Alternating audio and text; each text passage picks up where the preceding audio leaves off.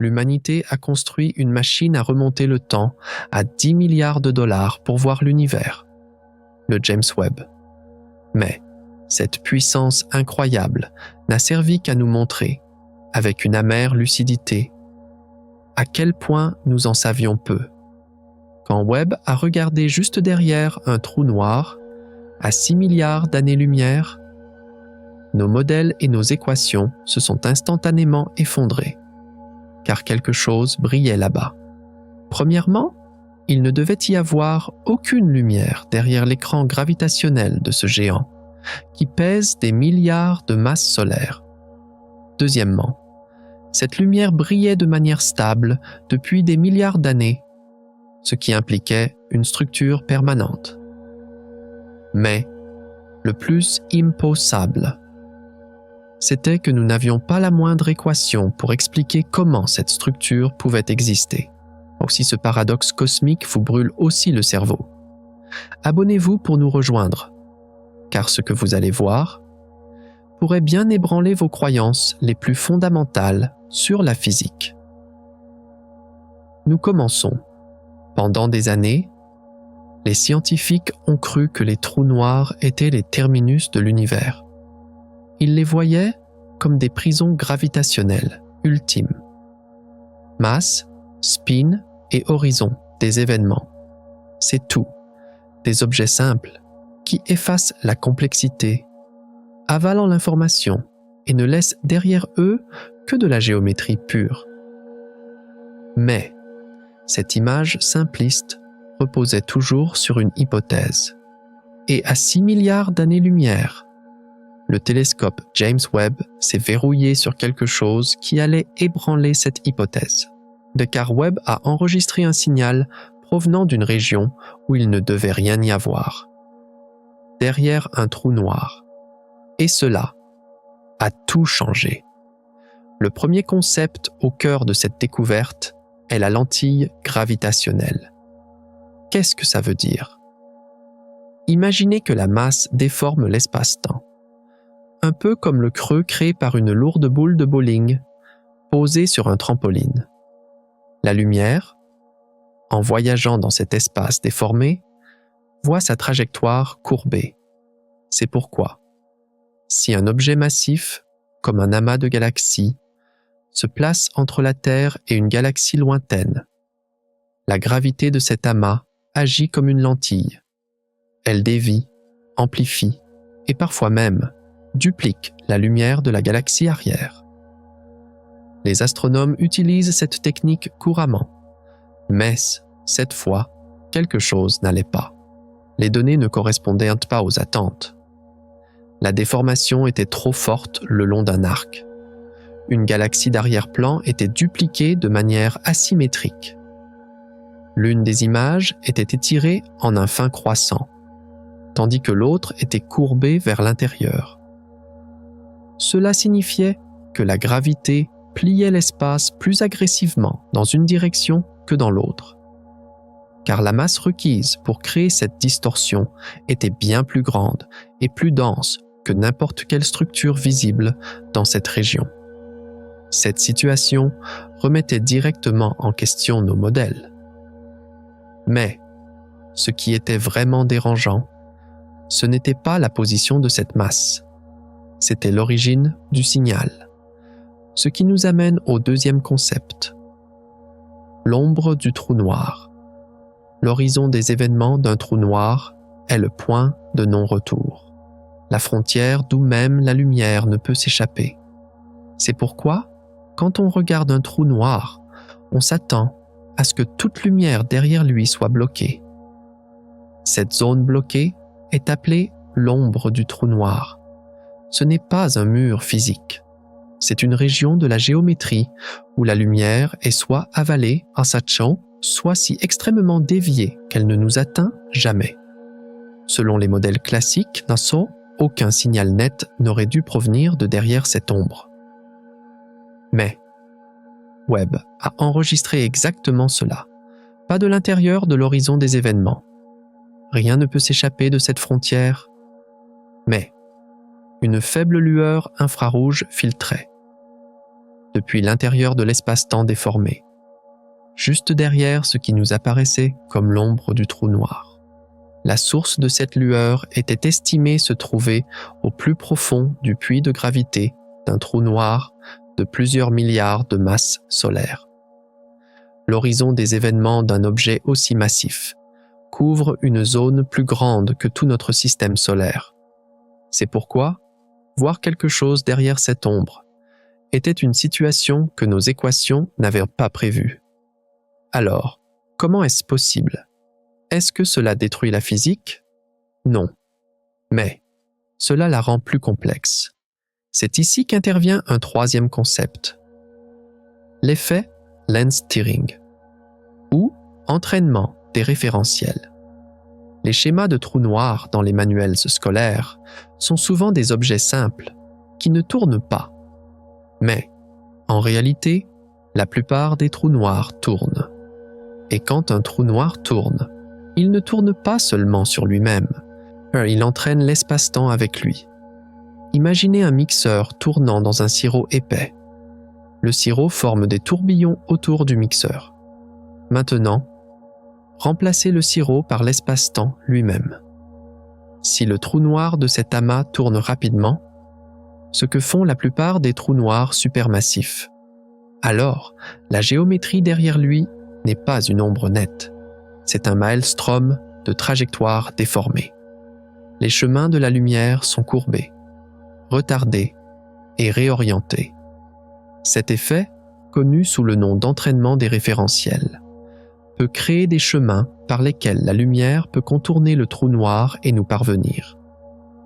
Le mot « derrière » cesse donc d'être un concept absolu pour devenir relatif. Cette situation présentait une géométrie inhabituelle. Pourtant, cela ne suffisait toujours pas à tout expliquer, car la signature infrarouge captée par Webb n'était pas seulement une lumière déformée d'une galaxie d'arrière-plan. Cela nous amène au concept le plus troublant. Le problème de la chaleur.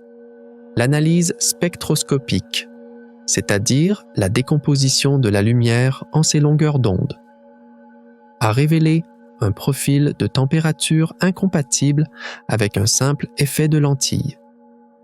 Le rayonnement portait les traces d'une provenance de poussière ou de gaz chauffé.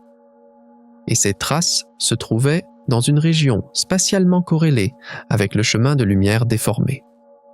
Pour le dire simplement, il semblait y avoir quelque chose de chaud, situé dans le sillage gravitationnel du trou noir. Si c'était juste une galaxie d'arrière-plan sous lentille, son décalage vers le rouge aurait été différent. Mais Yax, il ne l'était pas. La signature spectrale indiquait que la source n'était pas à des milliards d'années-lumière supplémentaires, mais qu'elle était gravitationnellement liée à l'amas lui-même, au même endroit que le trou noir. Cela signifiait qu'une structure stable existait dans une région où les forces de marée auraient dû tout déchiqueter. La lumière ne ment pas. Quand un motif se répète, cela signifie que quelque chose de physique est là. Ce n'était pas seulement une lumière déformée, c'était quelque chose qui chauffait dans le tourbillon gravitationnel du trou noir. Quelque chose de stable. Et cela rendait la situation encore plus impossible. Parce que cette chaleur aurait dû être accompagnée d'un rayonnement X de haute énergie. Mais ce n'était pas le cas. Cette situation nous amène à un nouveau concept, l'ergosphère. Un trou noir en rotation n'entraîne pas seulement l'espace-temps, il crée également une région spéciale à l'extérieur de l'horizon des événements. Cette région est appelée l'ergosphère. À l'intérieur de l'ergosphère, l'espace-temps est entraîné si violemment qu'il est impossible pour quoi que ce soit de rester immobile. Chaque particule, chaque photon est forcé de tourner dans le sens de rotation du trou noir. Vous pouvez comparer cela à l'eau qui tourbillonne autour d'une bonde, juste au bord de la bonde. il est impossible pour l'eau de résister au courant. L'ergosphère, c'est la même chose. Le gaz dans cette région peut chauffer. Mais cet échauffement produit généralement des émissions de rayons X de haute énergie, car la friction et les collisions sont violentes. Le signal infrarouge observé n'était pas soutenu par les rayons X que cet échauffement extrême dans l'ergosphère aurait dû produire. Cette anomalie se situait dans un entre-deux, pas violemment chaude, mais tiède. Pas singulièrement dense, mais massive. C'est pourquoi les astronomes ont compris que ce qu'ils voyaient n'était pas l'éclat d'un disque d'accrétion typique. C'était différent. C'était plus stable et plus mystérieux, car cela signifiait que l'entraînement des référentiels pouvait créer des orbites permettant aux photons de contourner le trou noir et de réapparaître vers nous sous des angles inattendus. Mais même cela n'expliquait pas entièrement la température. C'est pourquoi l'équipe a commencé à envisager une possibilité plus extraordinaire. La résonance orbitale relativiste. Qu'est-ce que cela signifie? Le champ de gravité d'un trou noir en rotation rapide n'est pas symétrique. Il est légèrement aplati au pôle et bombé à l'équateur.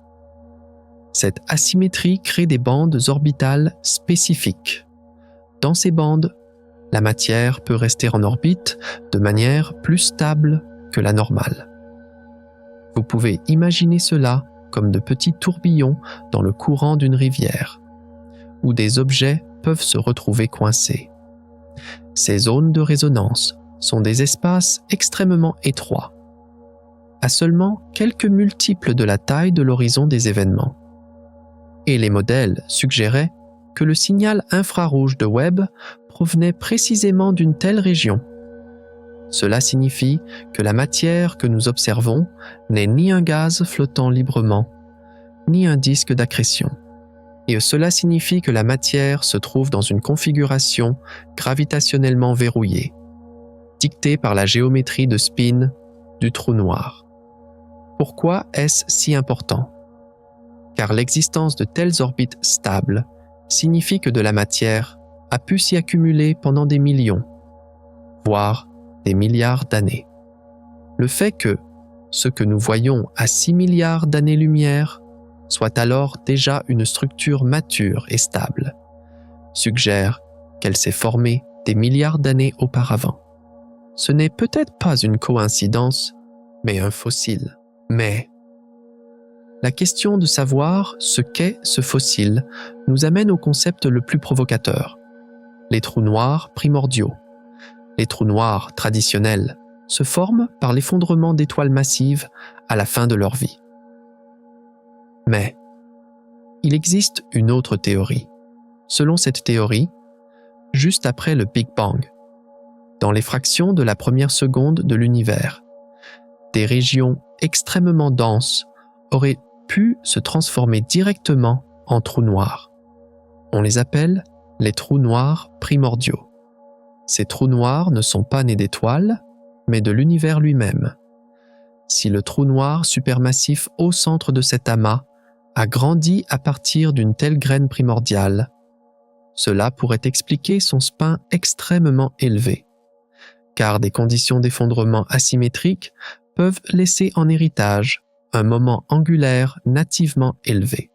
Cela signifie que le spin extrême du trou noir n'a pas été acquis plus tard, mais qu'il est inné. Dans ce cas, la configuration d'orbite de résonance que nous observons pourrait être une relique durable des conditions de l'univers primitif. Cette hypothèse soulève également de sérieuses questions sur la matière noire et la structure à grande échelle de l'univers. Mais cette possibilité offre un moyen d'expliquer l'existence de trous noirs extrêmement grands et à rotation rapide, comme celui trouvé par Webb, qui ne correspondent pas au modèle de croissance traditionnel. Maintenant, assemblons tous ces concepts. La lentille gravitationnelle nous a montré une anomalie. L'ombre du trou noir nous a dit que le signal venait d'un endroit d'où il n'aurait pas dû venir. L'entraînement des référentiels et l'ergosphère ont révélé à quel point le concept de derrière est complexe. Mais ces concepts n'ont pas pu expliquer entièrement la stabilité et la température du signal. C'est à ce moment-là que des idées plus radicales entrent en jeu, comme la résonance orbitale relativiste et les graines de trous noirs primordiaux. Ces idées suggèrent que ce que nous voyons pourrait être une structure stable, façonnée par le spin, qui existe depuis des milliards d'années. Alors, que signifient toutes ces structures et concepts théoriques lorsqu'on les compare aux données brutes de Webb? Qu'ont vu les astronomes lorsqu'ils ont remarqué cette anomalie pour la première fois? Quelles mesures spécifiques les ont conduits à ces conclusions incroyables? Car les théories sont une chose, mais les preuves sont tout. Et les preuves étaient bien plus étranges que prévu.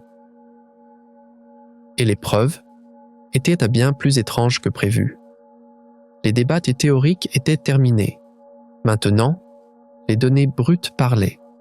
Les astronomes effectuaient un balayage de champs profonds de routine, pas pour les gros titres, mais pour enrichir silencieusement les bases de données. Et à ce moment précis, cette routine a volé en éclats, car un chiffre ne collait pas. Le premier choc fut l'arc de lentilles gravitationnel lui-même, à environ 6 milliards d'années-lumière de la Terre. Les instruments de Webb balayaient un amas de galaxies pour cartographier la masse invisible. C'est une procédure standard. Mais, cette fois, les chiffres ne correspondaient pas. La déformation était anormalement forte le long d'un arc. Une galaxie d'arrière-plan était divisée en deux, mais pas symétriquement. Une image était étirée en un fin croissant. L'autre était courbée vers l'intérieur, comme si elle était compressée. Cela signifiait que la gravité pliait l'espace de manière plus impitoyable dans une direction que dans l'autre, car la masse requise pour créer cette distorsion était bien plus grande et bien plus dense que n'importe quelle étoile ou galaxie visible dans la région. Cette anomalie ne correspondait à rien de ce que les modèles prévoyaient. L'équipe a d'abord supposé qu'il s'agissait d'une erreur de calibration. Webb travaille dans les longueurs d'onde infrarouges. Ces détecteurs sont si sensibles que la moindre fluctuation de température à sa température de fonctionnement, de moins 233 degrés Celsius, peut provoquer du bruit. Ils ont donc retraité les données. Ils ont vérifié les interférences des rayons cosmiques. Mais Sawatsky, l'anomalie persistait. Ce n'était pas une erreur, c'était réel. Mais ce n'était que le début. Le vrai choc est venu avec la deuxième découverte, la chaleur elle-même. Ce qui était observé n'était pas seulement une lumière déformée d'une galaxie d'arrière-plan. Lorsque la spectroscopie est entrée en jeu, c'est-à-dire lorsque la lumière a été décomposée en ses composants pour révéler son empreinte chimique, la situation est devenue encore plus étrange, car le rayonnement portait des traces appartenant à de la poussière ou du gaz chauffé. Une simple lentille ne pouvait pas expliquer cela. Cela signifiait qu'il y avait réellement quelque chose de chaud, situé dans le tourbillon gravitationnel du trou noir, là où il ne devrait rien y avoir. L'horizon des événements de ce trou noir, de plusieurs milliards de masses solaires, couvrait une zone plus grande que tout notre système solaire. L'amas lui-même s'étendait sur des millions d'années-lumière. Et pourtant, à l'intérieur de cette architecture massive, Webb avait isolé une région pas plus grande qu'une fraction de galaxie. Et cette région était tiède.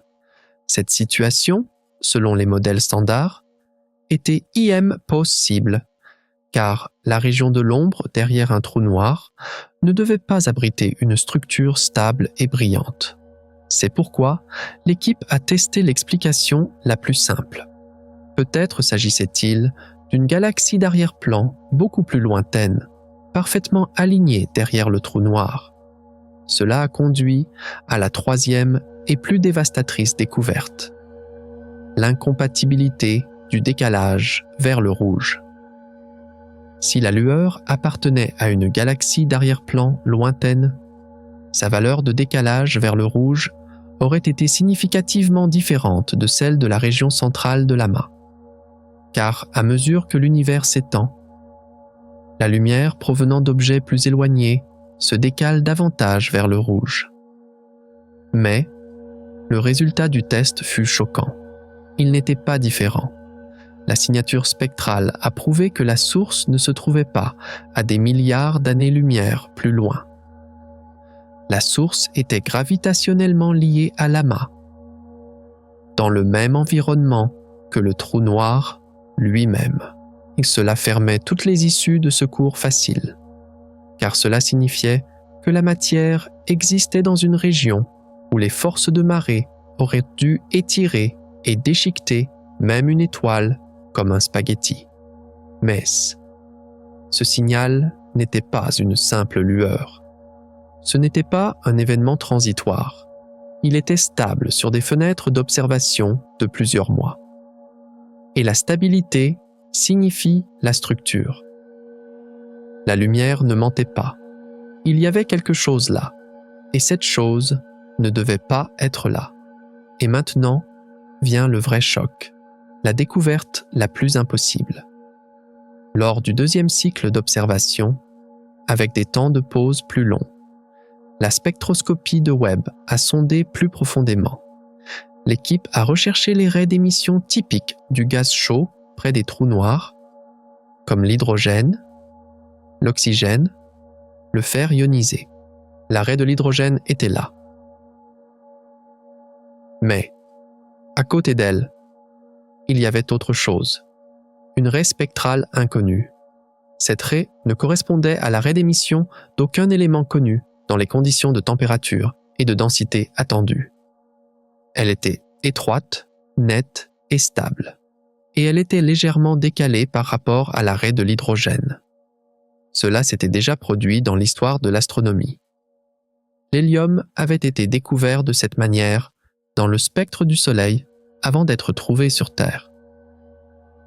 Mais, ici, la raie correspondait à une énergie qui ne s'alignait pas exactement avec les transitions atomiques.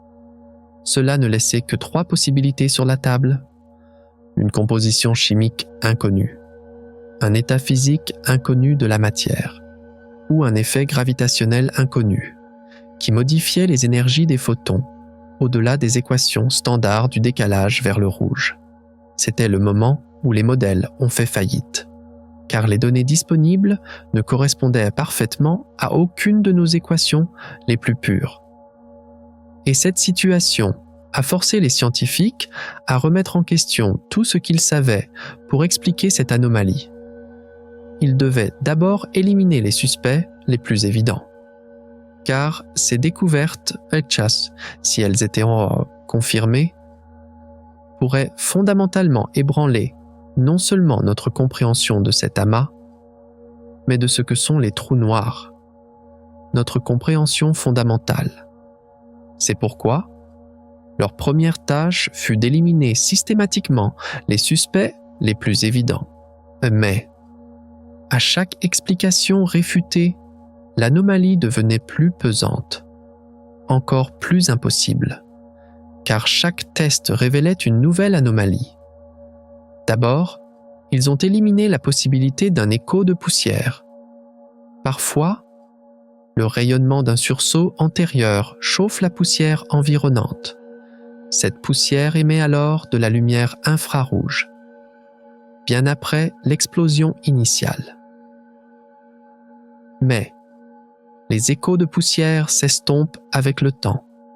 La courbe d'émission aurait dû chuter de manière mesurable en quelques mois. Mais elle n'a pas chuté. Le signal était stable. Ce n'était pas un écho. C'était quelque chose de continu. L'équipe est donc passée à un deuxième test encore plus surprenant. La parallaxe angulaire. Si la lueur appartenait à un objet d'arrière-plan très éloigné, elle aurait dû se déplacer légèrement en fonction de la position de Webb à différents moments d'observation. Mais il n'y a eu aucun décalage, même minime. La lueur est restée verrouillée sur le centre de gravité du trou noir. Cette situation a confirmé que la source était locale, qu'elle appartenait à l'amas.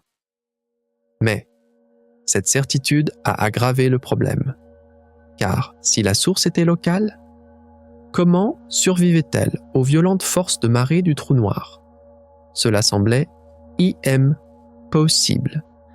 Mais les données étaient là, stables, cohérentes, mesurables. C'est pourquoi l'équipe s'est tournée vers une possibilité plus complexe. Peut-être s'agissait-il d'un gaz chaud, piégé dans un tourbillon céleste causé par l'entraînement des référentiels. Les trous noirs, en rotation, créent la région de l'ergosphère, où la matière ne peut pas rester stable. Le gaz dans cette région peut chauffer. Mais ce scénario s'est également heurté à un mur. Car un gaz chauffant si intensément aurait dû produire des émissions de rayons X proéminentes. Les données des télescopes à rayons X compagnons, comme Chandra, ont été examinées. Mais il n'y avait presque rien. Les émissions de haute énergie attendues n'étaient pas présentes. Cette découverte a placé l'anomalie dans une étrange zone intermédiaire. Si elle chauffait assez intensément pour produire la signature infrarouge observée uniquement par friction gravitationnelle, il aurait dû y avoir un déluge de rayons X correspondants.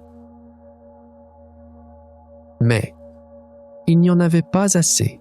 Cela indiquait que la source était tiède, mais pas violemment chaude, sans massive, mais pas singulièrement dense, comme l'éclat d'un disque d'accrétion typique. Les scientifiques ont vécu un véritable choc lorsqu'ils ont réalisé qu'aucun de leurs modèles ne pouvait expliquer cette étrange combinaison. MESS. Le plus grand choc est venu de la reconstruction du champ gravitationnel lui-même.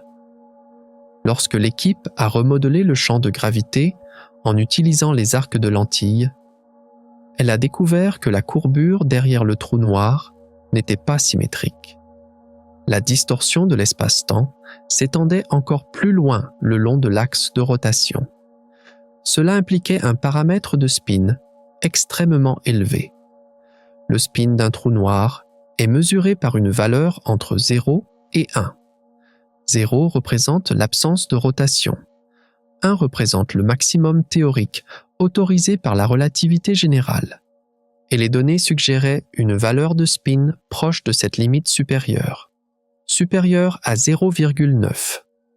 Un spin élevé change tout, car il élargit l'ergosphère vers l'extérieur. Il augmente le rayon auquel des orbites stables peuvent exister le long de certains axes. Dans un trou noir de Kerr en rotation rapide, l'espace-temps est si courbé que les photons peuvent y suivre des trajectoires en tire-bouchon. Certaines orbites frôlent l'arrière du trou noir et réapparaissent. Mais, même dans ces géométries extrêmes, on ne s'attend pas à ce que des structures stables et chaudes y existent, à moins qu'une masse importante ne les maintienne ensemble. Cela indiquait que le trou noir ne tournait pas seulement, mais qu'il tournait presque à la vitesse maximale autorisée par la nature. Et il devait tourner ainsi depuis des milliards d'années. Comment cela était-il possible? C'est lorsque toutes ces découvertes ont été mises sur la table que l'image a commencé à se clarifier. Un arc de lentilles anormal. Un signal chaud venant d'un endroit que nous ne devrions pas voir. Une source dont il a été prouvé qu'elle appartient à l'amas lui-même. Une température stable, mais ne produisant pas de rayons X. Et à la base de tout cela, un trou noir tournant presque au maximum de sa vitesse. Ce n'était plus l'histoire d'un simple arc déformé. C'était une preuve de ce que les trous noirs en rotation peuvent réellement faire à l'espace-temps. Alors, comment toutes ces pièces s'assemblent-elles? Quelle est la physique de l'entraînement des référentiels? Comment le spin d'un trou noir façonne-t-il exactement la géométrie qui l'entoure? Mais surtout, quel est le mécanisme qui permet à la matière d'exister réellement dans une structure stable? Dans des conditions aussi extrêmes, car nous devons laisser les théories de côté et nous pencher sur l'ingénierie, c'est-à-dire la physique elle-même. Que se passe-t-il réellement à l'intérieur du moteur de ce trou noir? Alors, que se passe-t-il réellement à l'intérieur du moteur de ce trou noir? Quels mécanismes physiques permettent une structure aussi étrange? Il est temps de laisser de côté les découvertes choquantes et de plonger dans l'ingénierie derrière cet événement, c'est-à-dire les profondeurs de la physique. Car comprendre cette anomalie, c'est entreprendre un voyage aux confins de la relativité générale. Ralentissons maintenant un peu le rythme et concentrons-nous sur les détails. Tout commence avec le spin du trou noir, c'est-à-dire sa rotation, selon le théorème de la non-chevelure. Un trou noir n'est défini que par 3 propriétés: sa masse, son spin et sa charge. Mais cette simplicité est trompeuse, car le spin remodèle toute la géométrie environnante du trou noir. Un trou noir de Schwarzschild qui ne tourne pas, a un horizon des événements sphériques et une ombre circulaire. Mais un trou noir de Kerr en rotation est beaucoup plus complexe. La rotation aplatit légèrement l'horizon des événements au pôle et le bombe à l'équateur. Cela ressemble à la forme d'une orange. Mais le changement le plus important se produit dans les orbites des photons. Lorsque le spin du trou noir atteint une valeur supérieure à 0,9 Passelt, soit plus de 90% du maximum.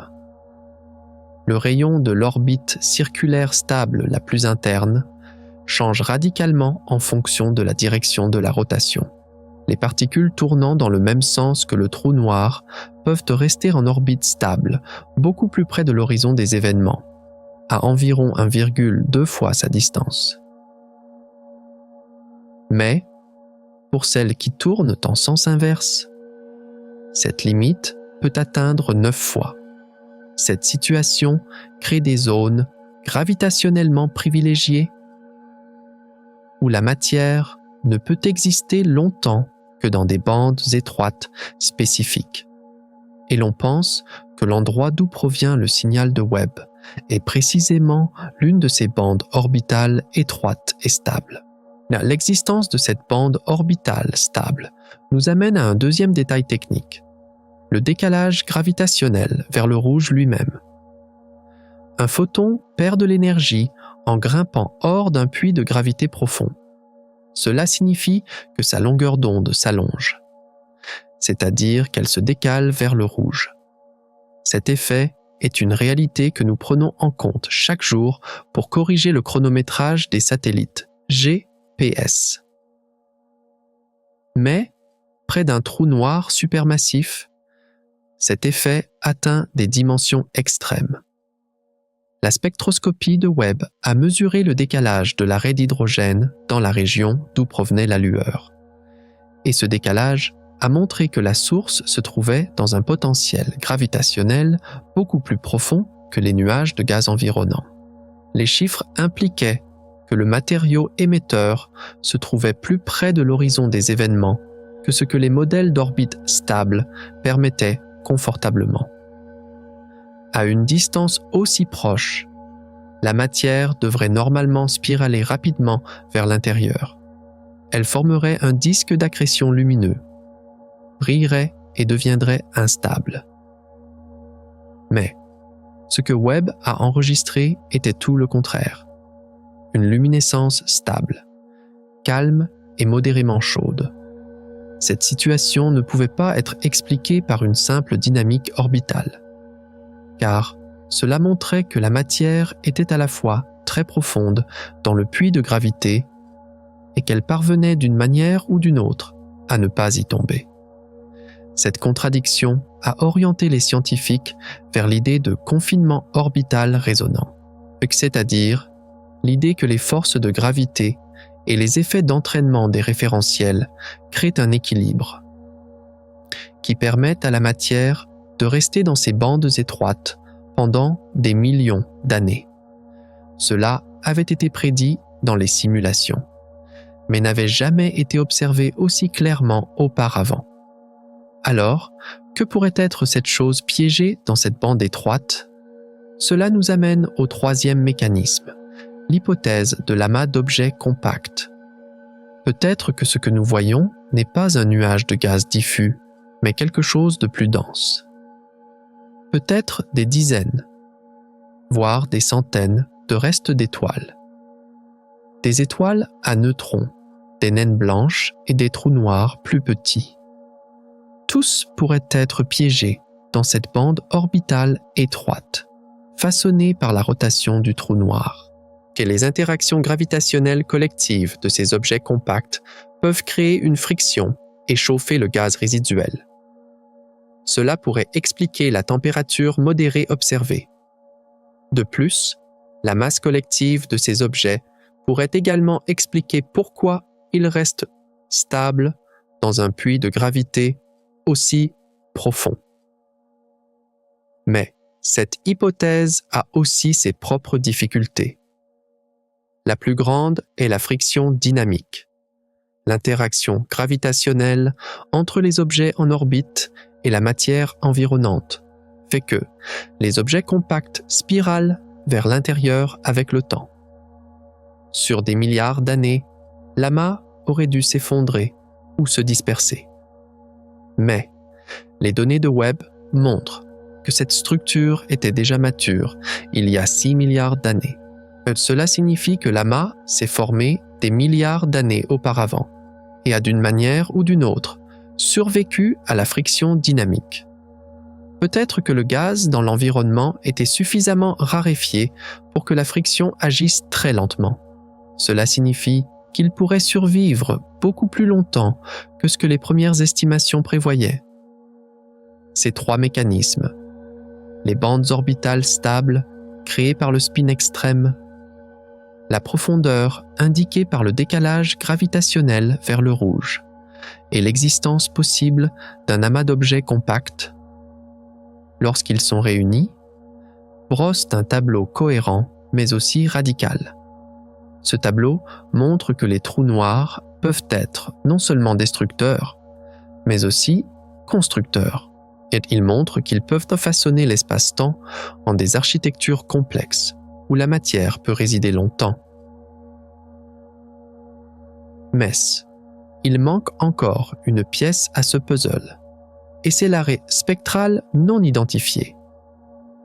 L'existence de cette raie implique qu'il existe une autre couche de physique que même ces mécanismes ne peuvent pas expliquer entièrement, car cette raie ne correspond ni aux transitions atomiques connues, ni à la physique du plasma dans cet environnement.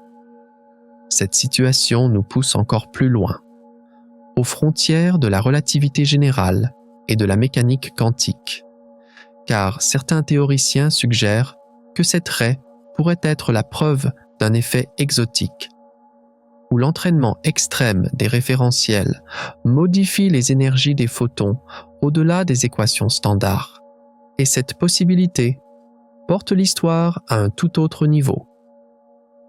Mais, avant de plonger dans cette possibilité, nous devons également examiner les autres mécanismes classiques proposés pour expliquer cette anomalie. Car la science n'accepte pas l'explication la plus complexe, sans avoir réfuté la plus simple.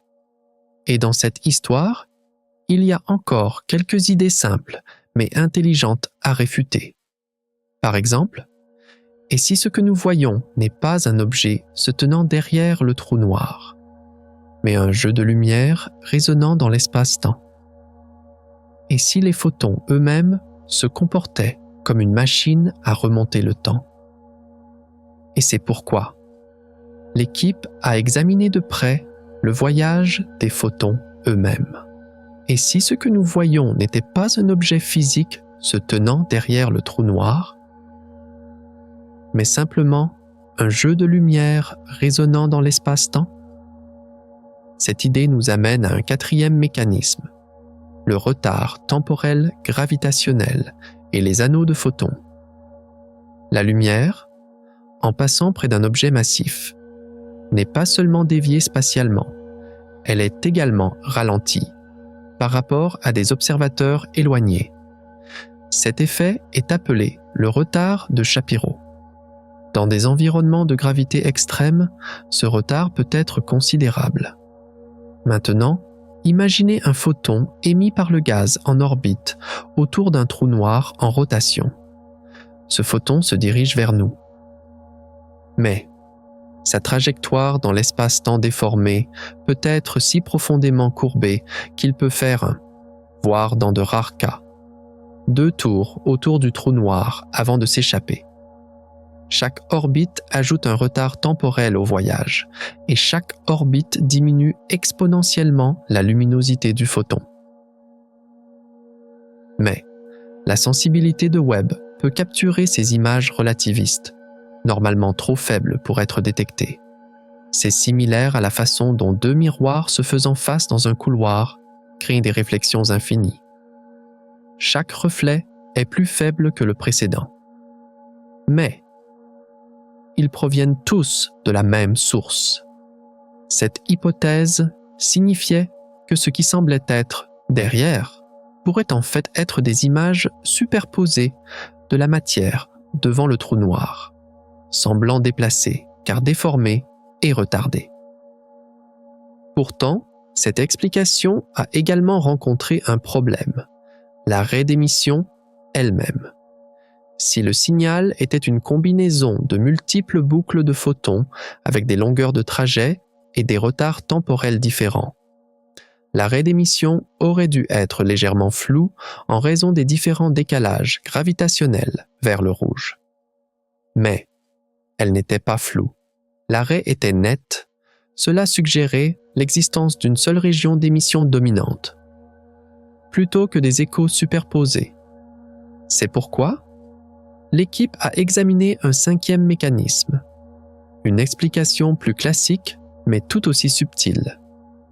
Les surfaces caustiques, en théorie de la lentille gravitationnelle. Les caustiques sont des régions où l'amplification de la lumière devient extrême en raison d'un alignement précis de la source, de la lentille et de l'observateur.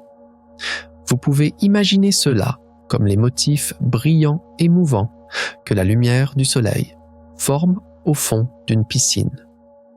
Ces lignes lumineuses sont des régions caustiques où la surface de l'eau focalise la lumière. Appliquez maintenant ce principe à un trou noir en rotation. Si le gaz ou le matériel stellaire d'arrière-plan dans l'amas se trouve juste au bon angle par rapport à l'axe de rotation du trou noir et à notre ligne de visée, l'entraînement des référentiels peut créer une région caustique asymétrique derrière l'ombre du trou noir. La matière située dans cette région apparaîtra beaucoup plus brillante et légèrement déplacée, et l'équipe a calculé les surfaces caustiques pour un trou noir de Kerr, avec un spin proche du maximum. La géométrie a produit des bandes d'amplification étroites, cohérentes avec certains aspects de la morphologie infrarouge. Mais il y avait une incohérence. L'amplification caustique augmente la luminosité, mais ne crée pas de décalage supplémentaire au-delà du décalage gravitationnel vers le rouge que la source possède déjà. Le décalage vers le rouge observé, cependant, indiquait que le matériau émetteur se trouvait dans un puits de gravité plus profond que ce que les régions caustiques typiques impliqueraient. Pour le dire simplement, la lumière semblait grimper depuis un endroit plus profond que ce que la lentille seule pouvait expliquer. Et cela nous amène au sixième et peut-être plus fondamental mécanisme. Un système binaire de trous noirs supermassifs. Lorsque les amas de galaxies fusionnent leurs galaxies centrales, peuvent aussi fusionner. Cela rassemble également leurs trous noirs. Un système binaire composé de deux trous noirs massifs en orbite, l'un autour de l'autre, peut produire une lentille gravitationnelle asymétrique et des signatures infrarouges inhabituelles. De plus, les systèmes binaires peuvent provoquer un échauffement local en créant des perturbations gravitationnelles dans la matière environnante. Cela semble être une solution élégante qui pourrait expliquer de nombreuses caractéristiques observées. Mais cette hypothèse a également dû faire face à la froide et dure réalité de l'observation. Les systèmes binaires de trous noirs supermassifs de cette échelle de masse produisent des variations périodiques mesurables dans l'émission en raison de leur mouvement orbital. Mais le signal infrarouge ne montrait aucune périodicité pendant la fenêtre d'observation. De plus, on s'attend à ce que les systèmes binaires laissent des signatures dynamiques distinctes dans le gaz environnant, comme une structure à double noyau. La distribution de gaz ne montrait pas une telle structure. Bien que cette hypothèse ne soit pas complètement exclue, elle était affaiblie par les données actuelles. À chaque explication réfutée, les possibilités restantes devenaient de plus en plus extraordinaires. Là, tous ces mécanismes techniques montrent à quel point les scientifiques ont lutté pour expliquer cette anomalie dans le cadre de la physique ordinaire. Spin, extrême, retard temporel, gravitationnel, surface caustique, système binaire, tous sont des conséquences connues de la relativité générale. Mais aucun n'a pu expliquer simultanément toutes les caractéristiques observées. La température stable, le profond décalage gravitationnel vers le rouge, l'arrêt spectral net, l'absence de rayons X et la stabilité positionnelle. Cela signifiait qu'il manquait une pièce du puzzle. Peut-être que toutes ces pièces fonctionnaient ensemble, dans une combinaison jamais vue auparavant. Ou peut-être que la pièce manquante se trouvait juste au-delà des limites de notre physique actuelle. Mais ce n'est pas ça le plus excitant. Le plus excitant, c'est l'histoire incroyable qui a émergé sur l'origine et l'évolution de ce trou noir, au-delà de tous ces modèles et théories. Car si ce trou noir tourne vraiment à une vitesse proche du maximum et est resté ainsi pendant des milliards d'années, alors nous devons poser des questions beaucoup plus fondamentales et bouleversantes sur sa naissance et sa jeunesse. Ce n'est plus seulement un problème de physique, cela devient une histoire d'origine. Et cette histoire pourrait nous ramener jusqu'au début de l'univers. Car un objet aussi extrême ne se forme pas par hasard. Il est le produit de conditions extrêmes. Et maintenant, il est temps de comprendre ce que ces conditions extrêmes auraient pu être. Et maintenant, au-delà de toutes ces analyses et hypothèses réfutées, vient le véritable miracle. Car en enquêtant sur l'origine de ce trou noir, les scientifiques ont été confrontés à une série de découvertes qui ont ébranlé non seulement cette anomalie, mais aussi les hypothèses les plus fondamentales de l'univers lui-même. C'est le point culminant de l'histoire. C'est le moment où le mystère qui montait lentement explose comme une avalanche. Nous augmentons le rythme au maximum.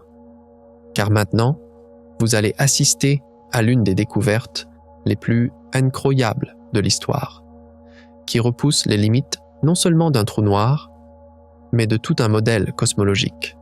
C'était impossible. Mais c'était réel. Le premier moment épique. Pour expliquer le spin et la masse extrême de ce trou noir, les scientifiques ont tenté de reconstituer son passé, c'est-à-dire son histoire de croissance. cela les a conduits à l'ère des quasars. Les quasars sont les objets les plus brillants de l'univers. Des trous noirs supermassifs se nourrissant à un rythme extrême, qui émettent plus de lumière que des galaxies entières. Si ce trou noir avait été un quasar dans le passé, cela pourrait expliquer sa masse et son spin gigantesque. Mais il y avait un problème. La rétroaction des quasars. Le rayonnement intense et les flux de particules émis par un quasar balayent le gaz et la poussière environnants. Ils empêchent la formation de structures stables près de l'horizon des événements. Mais Webb voyait une structure stable là-bas. Comment était-ce possible? La réponse résidait dans le timing. Ce trou noir n'était pas seulement un quasar. Il avait dû connaître l'une des explosions de quasars les plus précoces et les plus brèves de l'histoire de l'univers. Les données indiquaient que la phase de quasar avait commencé lorsque l'univers avait 1 milliard d'années et n'avait duré que quelques dizaines de millions d'années. C'est un clin d'œil à l'échelle cosmique. Cette durée était suffisante pour porter le spin du trou noir à une valeur proche du maximum supérieur à 0,95. Mais elle était aussi suffisamment courte pour que la rétroaction ne stérilise pas complètement l'environnement. Cela signifiait que nous avions trouvé, pour la première fois dans l'histoire, une preuve directe d'un équilibre aussi délicat entre les processus d'accélération de spin-up et de rétroaction d'un trou noir. Le monde scientifique a été secoué, car cela signifiait que les modèles de croissance des trous noirs supermassifs devaient en être complètement réécrits. Ils n'avaient pas seulement grandi lentement et régulièrement. Certains, à l'aube de l'univers, avaient grandi dans des explosions incroyablement violentes et brèves. Mais il y avait encore plus incroyable. Le deuxième moment épique. Si le trou noir avait grandi si vite, de quoi se nourrissait-il? La réponse était cachée dans les balayages à champ plus larges de Webb. Les astronomes ont examiné la structure de la toile cosmique autour de l'amas. Et là, ils ont trouvé quelque chose qui n'avait jamais été vu auparavant. 3 filaments de gaz géants. Chacun long de centaines de milliers d'années-lumière, et tous s'écoulant précisément vers ce trou noir au centre de l'amas. Ce n'était pas un flux de gaz ordinaire, c'était un fleuve cosmique. Et ce fleuve s'écoulait à une vitesse d'environ 3000 km par seconde. C'est près de 9000 fois la vitesse du son.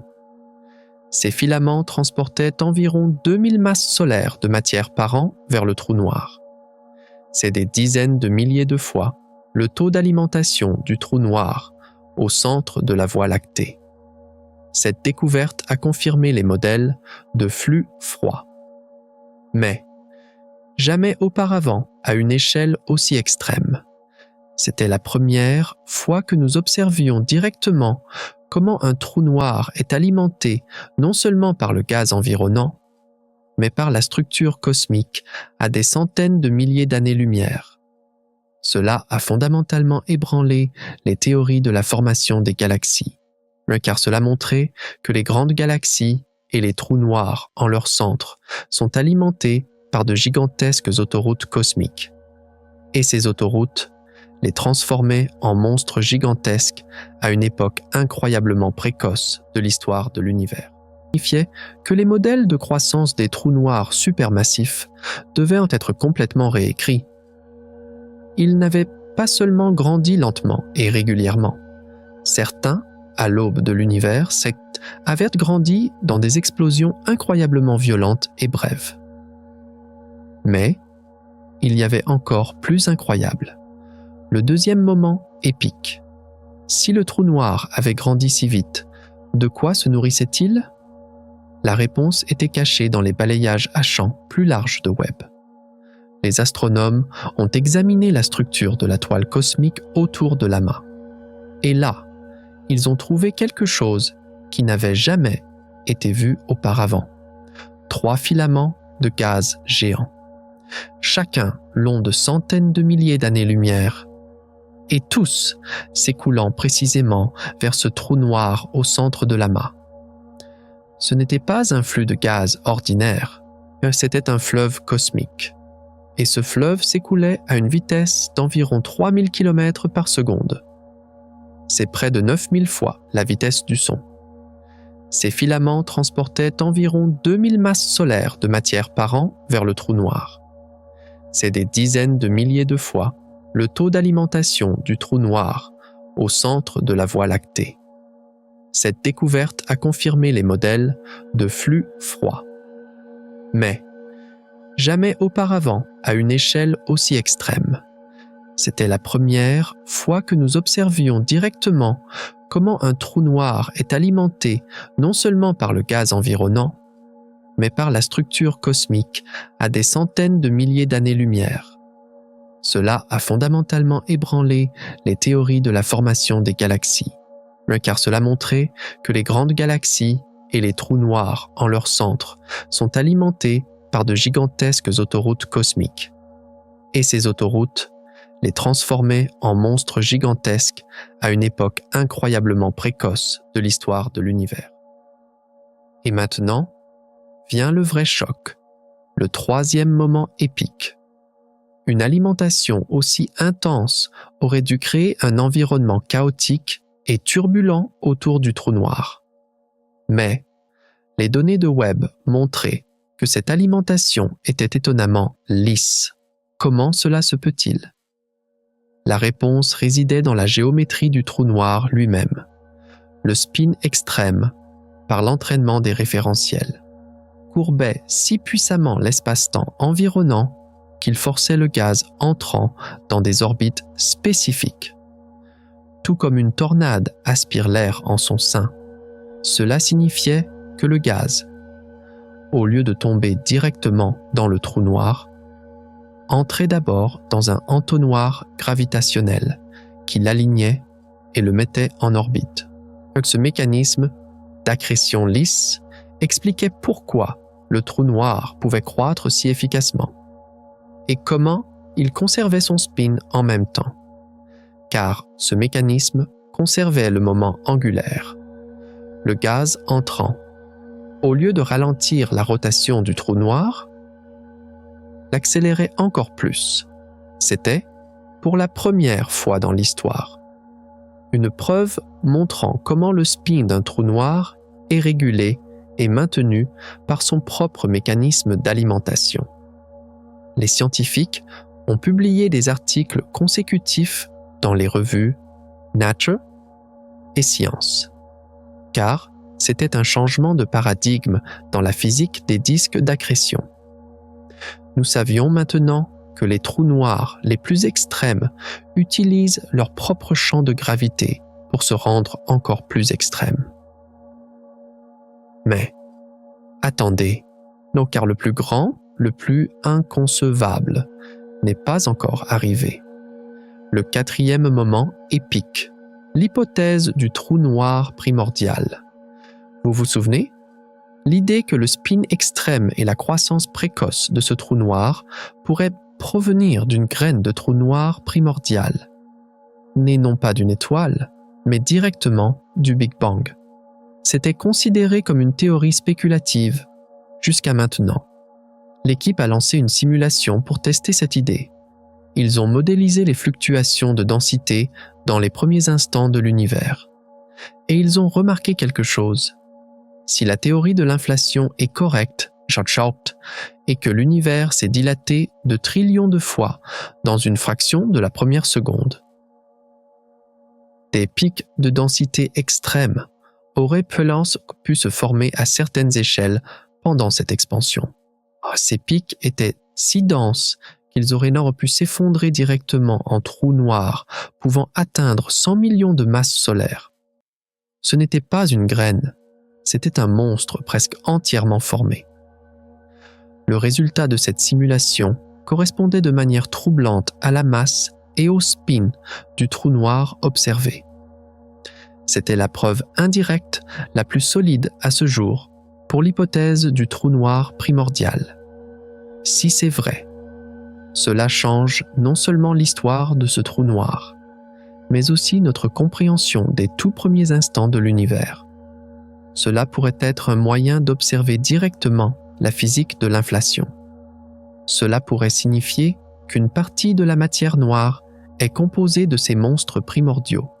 Et cela montre que l'univers, Jaknarvaso, bien plus tôt que nous ne le pensions, était rempli de structures gigantesques. Ce n'était plus seulement une anomalie, c'était une porte ouverte sur l'un des plus grands mystères de la cosmologie. Et au milieu de tout cela, au centre de toutes ces découvertes incroyables, se trouvait encore cette petite, obstinée anomalie. Cette raie spectrale non identifiée, cette température stable, cette position inattendue. Les scientifiques ne pouvaient toujours pas expliquer complètement pourquoi cette tempête parfaite, combinant un quasar précoce, des filaments cosmiques, une accrétion lisse et une graine primordiale, avait créé cette étrange structure chaude derrière le trou noir qui existait depuis des milliards d'années. C'était la dernière pièce du puzzle. Et mettre cette pièce en place nous emmènerait aux confins de la science, au-delà de tout ce que nous connaissions. Car ce petit signal portait non seulement le secret de ce trou noir, mais peut-être l'un des secrets les plus profonds de la physique elle-même. Alors, quel était ce secret? Que signifiait cette raie non identifiée? Et comment toute cette chaîne d'événements épiques avait-elle créé ce petit point brillant? Car la véritable histoire n'est pas celle des grandes explosions et des fleuves cosmiques, mais celle de cette petite lumière, silencieuse et obstinée. Et l'histoire de cette petite lumière silencieuse et obstinée nous a conduits au cinquième et plus bouleversant moment épique, cette raie spectrale non identifiée. Pour trouver l'origine de cette raie, l'équipe a poussé les simulations à un niveau jamais tenté auparavant. Ils ont combiné la théorie quantique des champs avec les métriques de Kerr de la relativité générale. C'est l'un des domaines les plus difficiles de la physique théorique. Et les résultats étaient incroyables. La simulation a montré que dans l'ergosphère d'un trou noir à spin quasi maximal, certains champs quantiques pouvaient être amplifiés par un processus appelé superradiance. C'est lorsqu'une particule vole l'énergie de rotation du trou noir pour être éjectée comme une particule avec plus d'énergie qu'elle n'en avait. Ce processus est généralement diffus et chaotique.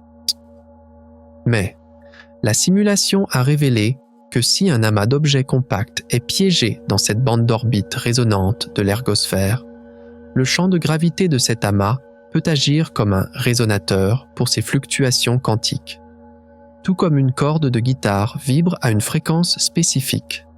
Cette résonance augmentait de manière exponentielle la production de particules d'une énergie spécifique et l'énergie des photons résultant de la désintégration de ces particules correspondait exactement à l'énergie de cette raie spectrale inconnue détectée par Webb. C'était, pour la première fois dans l'histoire, une preuve que l'énergie de rotation d'un trou noir, par des mécanismes comme le processus de Penrose, était convertie en une signature quantique observable. Ce n'était pas seulement une théorie, c'était un phénomène de gravité quantique soutenu par l'observation. Le monde scientifique était stupéfait. Cela pourrait être la découverte établissant le lien le plus profond entre la thermodynamique des trous noirs et la physique quantique. Depuis le rayonnement de Hawking. Cela prouvait que les trous noirs ne sont pas seulement des objets classiques, mais aussi de gigantesques laboratoires quantiques. Mais ce n'était pas la seule chose que ce laboratoire produisait. Sixième moment épique. L'équipe a examiné plus en profondeur les effets de cette résonance quantique. Et ils ont découvert quelque chose d'encore plus étrange. Ce processus ne produisait pas seulement des photons d'une énergie spécifique. Il pouvait aussi provoquer la production de particules hypothétiques appelées actions. Les actions sont l'un des principaux candidats pour la matière noire. Ils sont extrêmement légers et n'interagissent presque jamais avec la matière normale. C'est pourquoi leur détection est presque impossible. Spot Images.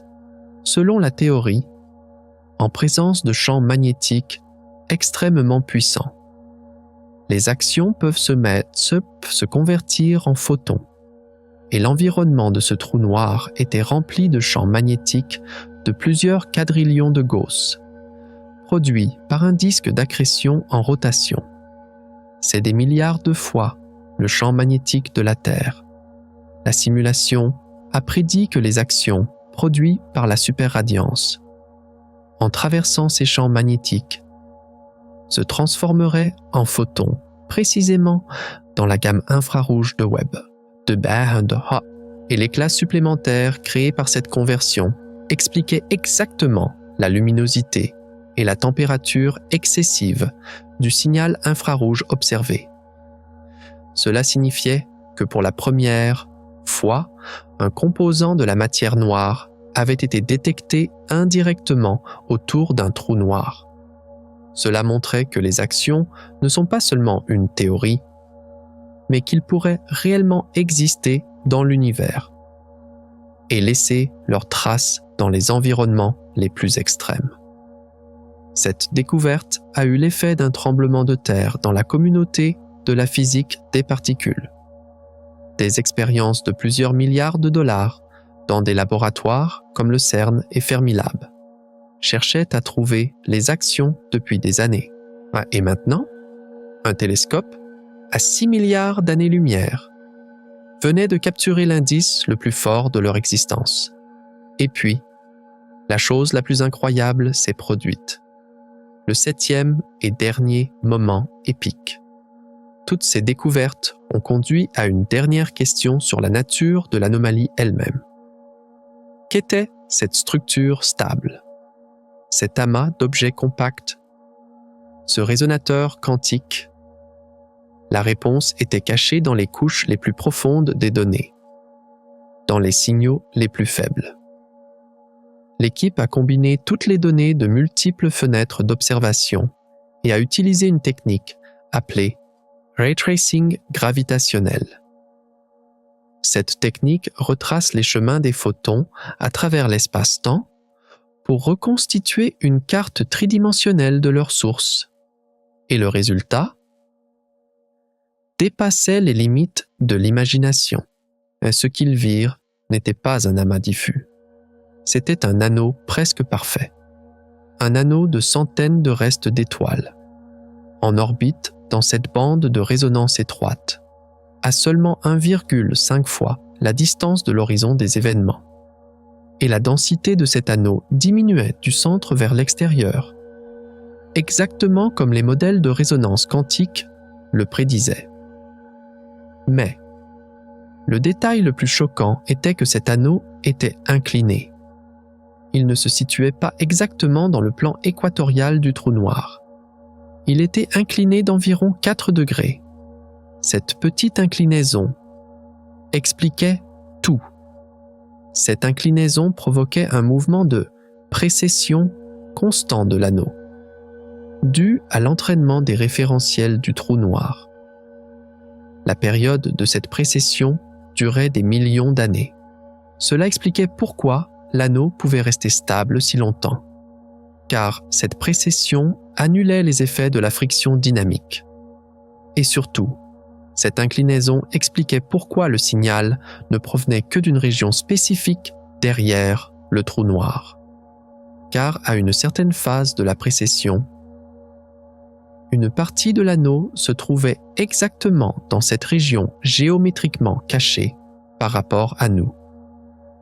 C'était la première fois dans l'histoire que la géométrie tridimensionnelle et la dynamique d'une structure autour d'un trou noir étaient cartographiées avec une telle précision. ce n'était pas seulement découvrir une anomalie, c'était la peser, la mesurer et suivre son mouvement. Ainsi, toutes les pièces se sont mises en place. Un trou noir, né d'une graine primordiale, tournant presque au maximum de sa vitesse. À 3 filaments géants le nourrissant depuis les autoroutes cosmiques. Un mécanisme d'accrétion lisse régulant cette alimentation. Une explosion de quasars brève et violente dans l'univers primitif. Et le résultat de tout cela, un anneau de restes d'étoiles, juste à l'extérieur de l'horizon des événements, tournant et oscillant depuis des milliards d'années. Cet anneau agit comme un résonateur quantique, volant l'énergie de rotation du trou noir. Et dans ce processus, il produit une lueur infrarouge portant à la fois cette mystérieuse raie spectrale et la signature des actions, candidat à la matière noire. Ce n'est pas seulement une découverte, c'est une symphonie. Une symphonie où la cosmologie, la relativité générale, la physique quantique et la physique des particules se rejoignent autour d'un seul objet. Mais, maintenant, après cette vitesse vertigineuse, il est temps de s'arrêter un instant pour réfléchir. Qu'est-ce que toutes ces découvertes épiques, tous ces records et ces paradigmes brisés signifient pour nous? Que nous dit l'histoire de cet objet à 6 milliards d'années-lumière sur notre place dans l'univers? Car à la fin de cette histoire, il n'y a pas que des équations physiques. Il y a aussi de la philosophie. Et cette philosophie est peut-être la plus bouleversante, car cela montre que même les coins les plus sombres de l'univers sont bien plus complexes, bien plus structurés, et peut-être bien plus vivants que nous ne pourrions l'imaginer. Et maintenant, après cette vitesse vertigineuse, il est temps de s'arrêter un instant pour réfléchir. Que signifient réellement pour nous toutes ces découvertes épiques, tous ces records et ces paradigmes brisés? Que nous dit l'histoire de cet objet à 6 milliards d'années-lumière sur notre place dans l'univers? Car, à la fin de cette histoire, il n'y a pas que des équations physiques, il y a aussi de la philosophie. Et cette philosophie est peut-être la plus bouleversante. C'est pourquoi nous nous posons maintenant la question la plus importante. Qui sommes-nous? Dans cet univers immense, complexe et parfois effrayant, quel est le sens d'être humain? Le premier contraste est celui de l'échelle elle-même. Cet immense fossé entre comprendre et atteindre. D'un côté, il y a un esprit capable de modéliser, de comprendre la structure tridimensionnelle d'un anneau de résonance quantique autour de l'un des objets les plus complexes de l'univers. Un trou noir à 6 milliards d'années-lumière.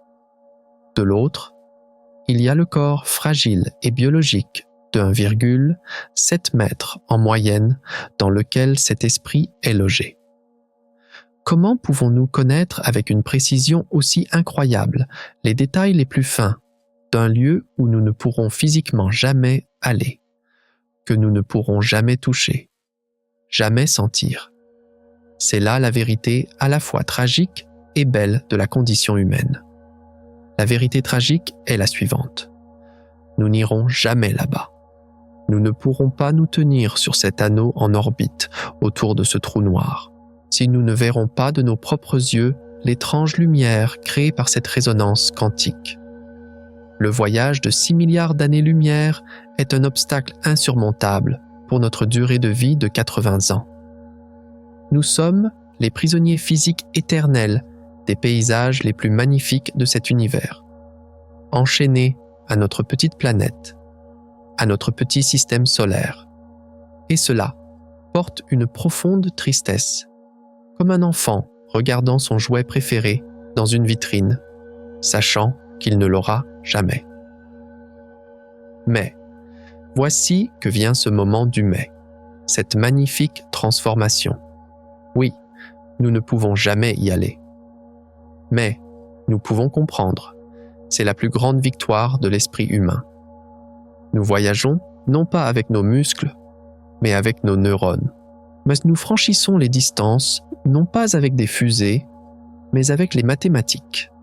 Cet esprit qui a construit le télescope Webb, qui l'a envoyé à 1 million de miles et qui a déchiffré les photons qui en provenaient, a fait un voyage à la vitesse de la lumière autour de ce trou noir.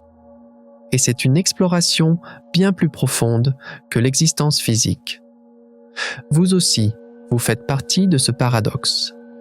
Vous aussi, vous avez cet esprit qui, dans ce tout petit corps, pense au plus grand secret de l'univers. Peut-être que la distance que vous parcourez en une journée n'est que de quelques kilomètres. Mais, ce soir, en regardant le ciel, vos pensées peuvent voyager à des milliards d'années-lumière en quelques secondes. C'est là votre pouvoir. Comprendre. Et quand vous comprenez, vous y êtes en réalité. Mais cela nous amène à un deuxième contraste plus personnel. L'équilibre délicat entre la connaissance et le sens. D'un côté, nous avons une quantité incroyable d'informations grâce à cette découverte. Le paramètre de spin du trou noir est supérieur à 0,95. Les filaments cosmiques s'écoulent à 3000 km par seconde. L'inclinaison de l'anneau est de 4 degrés. L'énergie des photons produits par la résonance quantique a une valeur d'électronvolt spécifique. Ce sont les vérités les plus pures, les plus fondamentales de l'univers. Elles sont objectives, elles sont mesurables. Mais, de l'autre côté, il y a ce que tous ces chiffres et équations nous font ressentir. Le sens. Comment des chiffres aussi froids et abstraits peuvent-ils susciter en nous des émotions aussi profondes, aussi chaudes? L'émerveillement, la curiosité, la crainte et même une sorte de sentiment d'appartenance. C'est là que la science se transforme en philosophie. La vérité tragique est que les chiffres en eux-mêmes n'ont pas de sens. L'univers lui-même ignore l'existence de ce trou noir. Il est juste là. Les lois de la physique fonctionnent sans émotion. La résonance quantique ne se soucie pas de savoir si nous la regardons ou non. En ce sens, l'univers est complètement indifférent à notre égard. Et c'est un profond sentiment de solitude cosmique. Nous sommes des êtres vivants dans un univers silencieux et dénué de sens, avec les significations que nous avons nous-mêmes créées. Mais, voici que ce moment du mais revient. Peut-être que le sens n'est pas quelque chose à trouver dans l'univers, mais peut-être que le sens est quelque chose que nous apportons à l'univers. Peut-être que nous, qui prenons ces chiffres, ces informations, et leur donnons une histoire, un contexte, une émotion, sommes la partie la plus importante de l'univers. Nous sommes la manière dont l'univers se comprend et se ressent lui-même. L'histoire de ce trou noir n'était qu'une histoire potentielle jusqu'à ce que ces photons frappent les détecteurs de Webb. C'est nous qui l'avons transformé en histoire, qui lui avons donné un sens. Vous aussi, vous faites partie de ce processus de création de sens. Cette petite étincelle de curiosité qui s'éveille en vous en regardant ce documentaire, en entendant ces chiffres, ce sentiment d'émerveillement, est une couche que vous ajoutez à l'univers lui-même. Vous n'êtes pas seulement un observateur, si vous êtes un créateur de sens. Et c'est l'un des rôles les plus importants dans l'univers. Cette situation nous amène à un troisième contraste. Cette ligne fine entre la destruction et la création. D'un côté, il y a un trou noir. C'est la machine de destruction ultime. Il déchire une étoile, avale une planète, emprisonne même la lumière. Son horizon des événements est l'endroit où l'information et l'existence prennent fin. C'est le symbole le plus chaotique, le plus impitoyable et le plus nihiliste de l'univers. Il met fin à tout. Mais, de l'autre côté, il y a la vérité que Webb nous a montrée. Au bord de cette machine de destruction ultime, il y a une structure incroyablement complexe, stable et presque élégante. Un anneau qui tourne depuis des milliards d'années. Un résonateur quantique, peut-être un endroit où la matière noire est née. Comment pouvons-nous trouver une création aussi complexe au cœur de la destruction absolue? C'est la dialectique la plus profonde de l'univers. La vérité tragique est que oui, le trou noir est destructeur. Chaque reste d'étoile dans cet anneau est un monument à la fin tragique d'une étoile autrefois brillante. Cet anneau est un cimetière. Et à la fin, dans des millions ou des milliards d'années, l'anneau lui-même succombera à la friction dynamique et disparaîtra à jamais dans le trou noir. Tout ce qui est créé sera finalement détruit. C'est la deuxième loi de la thermodynamique. C'est la fin inévitable. Mais voici que le moment du mais revient dans sa forme la plus puissante. Peut-être que ce qui est important n'est pas d'exister pour toujours, mais peut-être que ce qui est important, c'est d'avoir existé. Cet anneau est un monument qui résiste depuis des milliards d'années contre cette fin absurde et inévitable. C'est l'ordre au milieu du chaos. C'est la création au bord de la destruction. C'est l'univers qui dit « pourtant ». Oui, tout finira, mais pourtant, je vais créer cette structure d'une beauté incroyable. Et cela nous donne de l'espoir, car nous aussi, nous faisons partie de cette même dialectique. Vous aussi, dans une vie que vous savez devoir se terminer. Vous essayez de créer chaque jour quelque chose de nouveau, de construire un sens. Vous aussi, au milieu du chaos de votre petite vie, vous cherchez des moments d'ordre et de beauté. Votre existence aussi, tout comme cet anneau, est une résistance contre la fin inévitable. Et cette résistance elle-même est peut-être le sens le plus sublime de l'existence. Ces trois contrastes, comprendre et atteindre, connaissance et sens, destruction et création, nous amènent à une seule vérité centrale. L'univers n'aime pas les réponses simples. Il est plein de paradoxes, de contraires et de tensions. Et peut-être que notre rôle dans cet univers est d'être le seul être capable de se tenir au milieu de ces tensions, de voir les deux côtés et de synthétiser un nouveau sens à partir de ces contraires. Mais cette synthèse nous pousse vers des questions encore plus profondes. Si même les objets les plus sombres de l'univers possèdent une créativité aussi complexe, qu'est-ce que cela signifie? Donc si nous pouvons trouver de l'ordre au cœur de la destruction, quel genre de chaos pourrait se cacher au cœur de l'ordre? Et si nous sommes la partie de l'univers qui crée le sens, quelle sorte de responsabilité cela nous confère-t-il? Car cette histoire n'est pas encore terminée. Il y a encore tant à découvrir. Et cette responsabilité nous amène au quatrième et peut-être plus important contraste, cette différence monumentale entre le silence et la voix. D'un côté, il y a le silence écrasant de l'univers. 6 milliards d'années-lumière d'espace, un vide presque absolu. Les photons traversent ce silence pendant des milliards d'années, portant une mélodie que personne n'entend. Le trou noir lui-même, Saksha, au-delà de son horizon des événements, est plongé dans le silence le plus absolu. De là, aucun son, aucune information ne peut s'échapper. L'univers est, en grande partie, un lieu qui ne fait pas de bruit, qui n'entend pas et qui ne parle pas.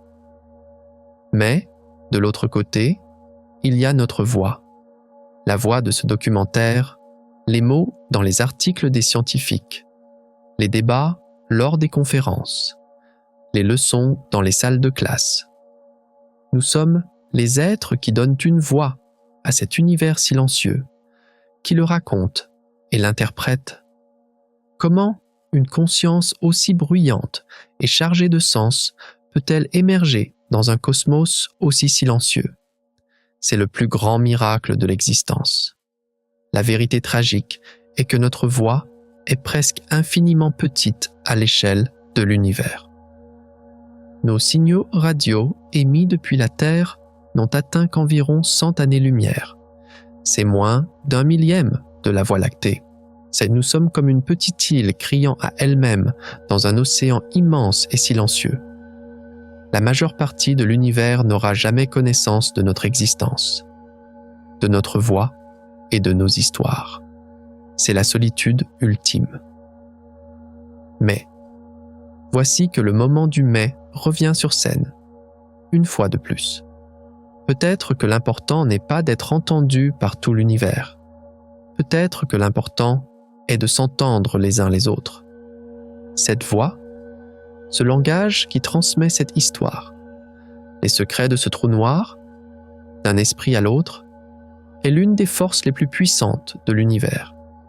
Car cette voix porte la connaissance, le sens et l'héritage. Cette voix relie l'esprit de Newton à celui d'Einstein, et celui d'Einstein aux scientifiques d'aujourd'hui. Cette voix fait de nous une communauté au-delà du temps et de l'espace.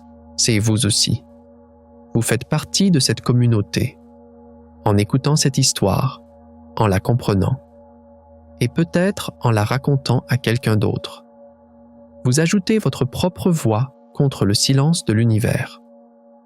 Votre voix fait partie du chœur de chuchotements dans cet océan silencieux.